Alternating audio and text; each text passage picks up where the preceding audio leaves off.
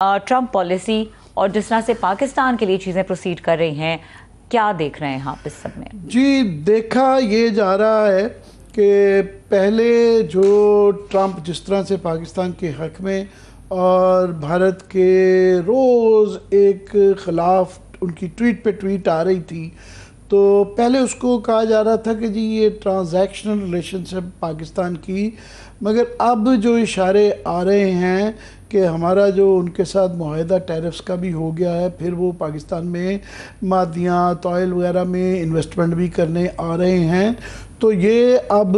ज़रा deeper relationship की तरफ जो इशारे आ रहे हैं। भारत के लिए बड़ी मुश्किलात है, मोदी साहब के लिए ख़ास तौर पे, क्योंकि उन्होंने ये अपना तासुर दिया था कि वो विश्व गुरु हैं, वो आलमी लीडर हैं और देखें पूरी दुनिया की तरफ देखती है, और उन्होंने पाकिस्तान को आइसोलेट कर दिया और पूरी दुनिया जो है ना भारत के पीछे पीछे फिर रही है। अभी उनका ये है कि वो बिल्कुल आइसोलेट हो गए हैं और उसका जो है अपोजिशन भी जो है खुल के उनके ख़िलाफ़ बातें कर रही है। पहले वो कहते थे कि जी हाउडी ट्रंप जो है उनकी कैंपेन में वो शामिल हुए पिछले इलेक्शन के अंदर। उसके बाद फिर वो उन्होंने 2019 के इलेक्शन में ये भी कहा कि इस दफ़ा अब की बार ट्रंप सरकार, अब ये हालात हो गए हैं कि ट्रंप जो है उनकी जो ट्वीट्स हैं उसने पूरे भारत के अंदर जो है ना एक, पहले तो वो परेशानी थी, गमगीनी थी, अब वो परेशानी बनती है और तशवीश बनती जा रही है कि पहले कुछ 30-35 दफ़ा वो बार बार जता चुके हैं कि मैंने ये सुलह करवाई पाकिस्तान की, जबकि ये भारत, ये मोदी साहब ये पेंट करने की कोशिश कर रहे थे कि पाकिस्तान ने फ़ोन किया तो हमने उनकी बात मान ली। वो या ना सिर्फ ये कह रहे हैं कि मैंने सुलह करवाई, वो इंडिया में के 5 जेट के गिरने का भी 2-3 दफ़ा जिक्र कर चुके हुए हैं। और उसके बाद फिर जो फाइनली जो टैरिफ्स आए, पहले 25% और फिर 50%, और ये भी कह दिया गया कि अगर आपने रूस से असलाह और तेल ख़रीदा तो ये मज़ीद भी चीज़ें बढ़ सकती है। उससे अब वहाँ पे इंडिया में एक किस्म का एक तूफ़ान आया हुआ है पहले ही, और उनके जो भक्त हैं वो भक्त कहलाते हैं बीजेपी के और हिंदुत्वा के, उन्होंने सड़कों पे जो है वो एहतजाज शुरू कर दिया है और वो कह रहे हैं जी हम जो है अमेरिकन प्रोडक्ट्स का ऑफिशियली नहीं आया, मगर ये उनका एक तरीक़ाकार है कि उनके जो ब्रिगेड्स हैं इस तरह के जो हिंदुत्वा के, वो कह रहे हैं जी हम इंडियन जो के अंदर, जो इंडिया के अंदर जो अमेरिकी प्रोडक्ट्स हैं, कोका कोला हो गया, पिज़्ज़ाज़ हो गए, पेप्सी हो गई, इनका हम बाइकआउट करेंगे। अच्छा, गाज़ा के वक्त आप देखें पूरी दुनिया के अंदर ये कहा जा रहा था कि इसराइल की प्रोडक्ट्स का बैन जो उस वक्त इनको ख्याल नहीं आया, अब वो ये कर रहे हैं। तो लास्टली आज जो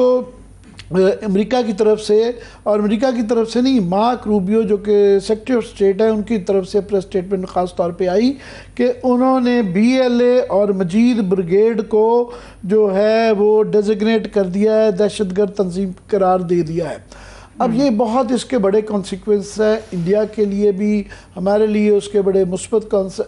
जो कॉन्सिक्वेंस हैं, क्योंकि ना सिर्फ कि उन्होंने इसको डेजिग्नेट किया है, उन्होंने जिक्र भी किया है कि ये कराची एयरपोर्ट पे, ग्वादर पोर्ट पे, फिर ये जो है जाफर एक्सप्रेस जैसे हमलों के अंदर मुलव्विस रहे हैं, और ये इसको ओन कर चुके हुए थे। कराची के अंदर जो चाइनीज़ एम्बेसी पे हमला हुआ उसके अंदर भी BLA ने उसको ऑन किया था। कॉन्सिक्वेंसेस ये हैं कि दुनिया में कोई भी अगर इनसे ताउन करता हुआ पाया गया तो उसके ख़िलाफ़ जो है भारतीय सैंक्शंस जो है, अमेरिकी सैंक्शंस जो है ना वो लगने का इम्कान होता है। और इनके जो हैं BLA बलाच बरी के मरने के बाद इसके ताने बाने बताया जाता है कि वो हरबियार मरी अब इसको रन करते हैं। पहले ये हमारी खबरें तो छोड़े,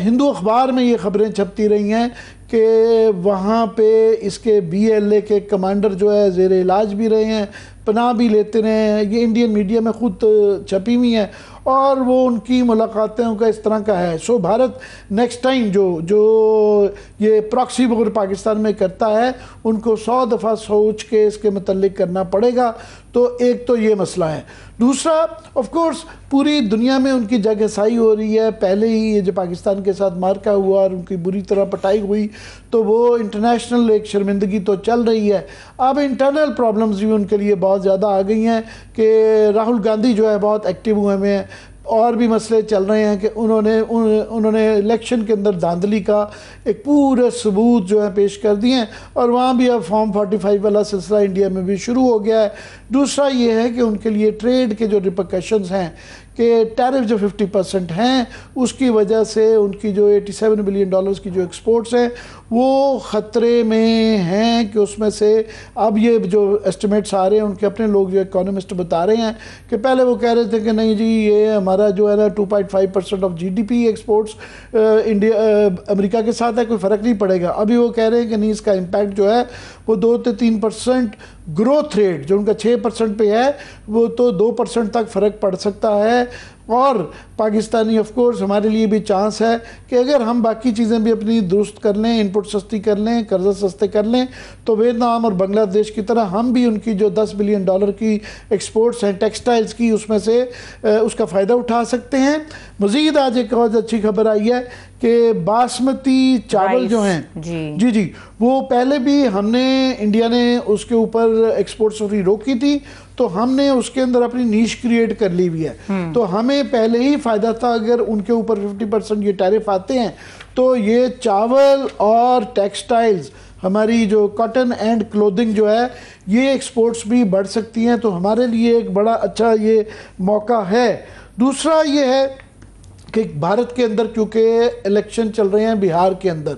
और मोदी जो हैं वो बहुत ज़्यादा अपनी जो डोमेस्टिक पॉलिटिक्स में पहले ही उनका इन्हताज जारी है कि आप तीसरी उनकी गवर्नमेंट चल रही है। कि लास्ट इलेक्शन के अंदर उनको जो है वो जो मेजॉरिटी नहीं मिली हुई, माइनॉरिटी गवर्नमेंट है, और बिहार के इलेक्शन बड़े इंपॉर्टेंट हैं कि वहाँ पे क्या आता है। तो इसके बाद इसके असरात वहाँ की लोकल पॉलिटिक्स पे भी आएंगे, और जो है अपोजिशन और मीडिया जो उन्होंने टोटली जिसे गोदी मीडिया कहता है वो भी सवाल करता है कि अभी भी वजारत खारजा की भारत की तरफ से प्रेस स्टेटमेंट्स आती हैं, मैं डायरेक्टली मोदी ट्रंप का नाम लेके, जिस तरह ट्रंप उनका नाम ले लेके ट्वीट्स करते हैं वो नाम नहीं लिया जाता, तो बैलेंस आउट करने की कोशिश कर रहे हैं, मगर दिन ब दिन उनके लिए ये मुश्किलात होती जा रही हैं।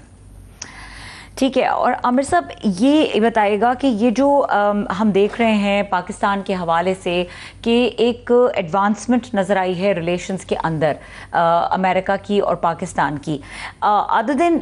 इन्वेस्टमेंट्स, आपको लगता है कि जो पाकिस्तान का मौक़िफ़ है इंडिया के साथ उसमें भी ये कहीं जाके हेल्प आउट करता हुआ नज़र आ रहा है? जी बहुत अच्छा किया आपने मुझे इसकी तरफ पॉइंट आउट कर दिया कि अभी जो पाकिस्तान और अमेरिका की जो ट्रेड डील हुई है और जो पहले इशारे आ रहे थे कि वो यहाँ ऑयल में इन्वेस्टमेंट करनी है, उसकी थोड़े से अब प्रूफ्स आ रहे हैं कि एक तो जो रिकॉर्डिक है उसके अंदर जो है और भी ब्लॉक्स हैं, काफ़ी ब्लॉक्स खाली हैं जहाँ पे कॉपर है तो वो भी है। दूसरा ये कि ऑफशोर जो है और ज़मीनी जो है शेल गैस की तरफ इशारा किया जा रहा है कि पाकिस्तान के रिजर्व्स उसके अंदर मौजूद थे, मगर उसके अंदर 2-3 बातें थी। एक तो इन्वेस्टमेंट चाहिए, टेक्नोलॉजी चाहिए, और पहले दरमियान में आज से 10-15 साल पहले ये टेक्नोलॉजी बहुत महंगी हो गई थी और वो फिजिबल नहीं था, तो लोग जो इसलिए LNG गैस और पेट्रोल की तरफ जा रहे थे। अभी अमेरिका ने उस टेक्नोलॉजी को इतना सस्ता कर लिया है कि वो फीजिबल प्रोजेक्ट बन गया है और उनके पास ये टेक्नोलॉजी है, अगर वो इन्वेस्टमेंट लेके आते हैं तो बड़ा हमारे लिए अच्छा है। और इसलिए भी कि अगर अमेरिका इन्वॉल्व होता है पाकिस्तान के अंदर इन्वेस्टमेंट में, और चीन के साथ उससे इफेक्ट नहीं होना चाहिए, वो हमारी इंडिपेंडेंट रिलेशनशिप है, सो जो